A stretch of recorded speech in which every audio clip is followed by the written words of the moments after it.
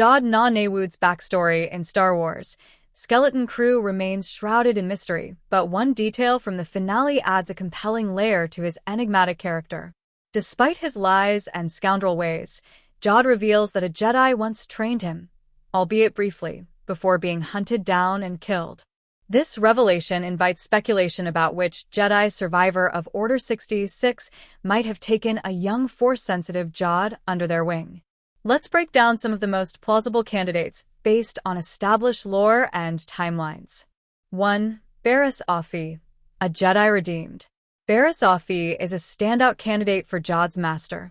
After her betrayal during the Clone Wars and subsequent arrest, Offee evaded execution during Order 66 and was eventually coerced into becoming an Inquisitor. However, Tales of the Empire establishes that her time as an Inquisitor helped her rediscover the light side. She later abandoned the Empire, spending years as a fugitive. Why it fits. Barriss's redemption arc and fugitive status align with the idea of a wandering Jedi helping Force-sensitive children.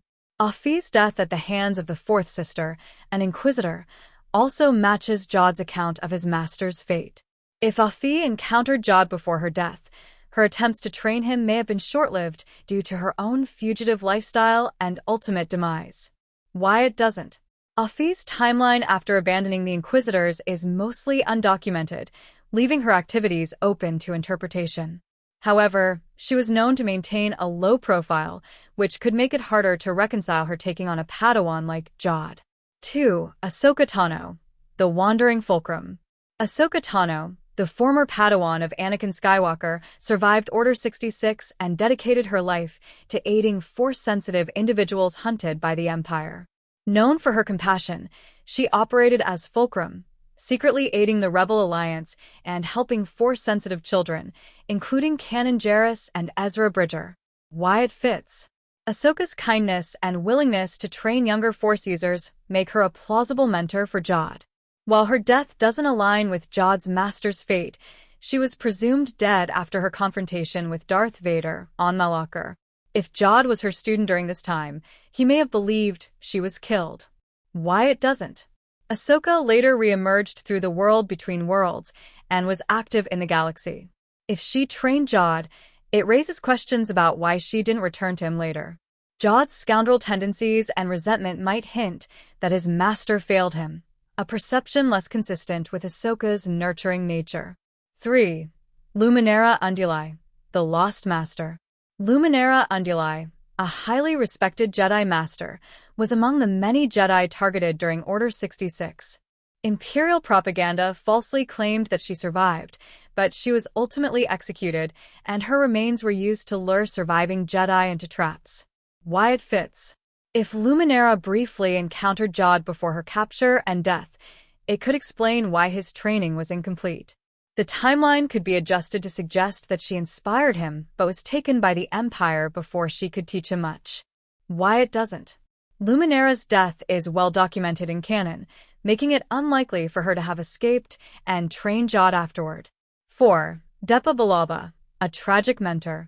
Depa Billaba's most well-known student was Caleb Dume, later Kanan Jarrus. However, there is room in the timeline for her to have encountered other Force-sensitive children before her death during Order 66. Why it fits. Billaba's nurturing, yet realistic teaching style might have influenced Jude during his brief training. If she trained him before the rise of the Empire, her sacrifice to protect her students could align with Jude's recounting. Why it doesn't. Depa Billaba's death during the events of Order 66 is tied directly to her protection of Caleb. Introducing her as Jude's master would require rewriting known canon. 5. An unknown or new Jedi survivor. It's possible that Jude Nawood's master is a previously unnamed Jedi or one created specifically for Skeleton Crew.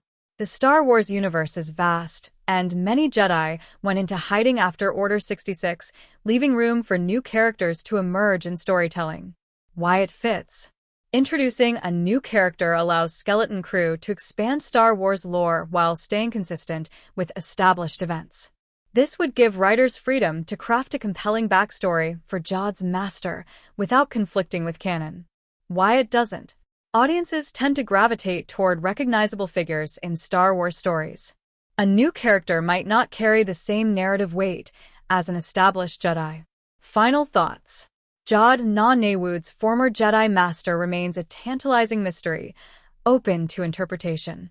Barriss Offee stands out as a strong candidate due to her redemption arc and tragic end, which aligns with Jude's account. However, Ahsoka Tano's known involvement with Force-sensitive children makes her a compelling possibility as well. Whether the Master is one of these characters or someone entirely new, Jude's story adds intriguing layers to Star Wars lore, emphasizing the far-reaching consequences of Order 66 and the persistence of hope in the galaxy.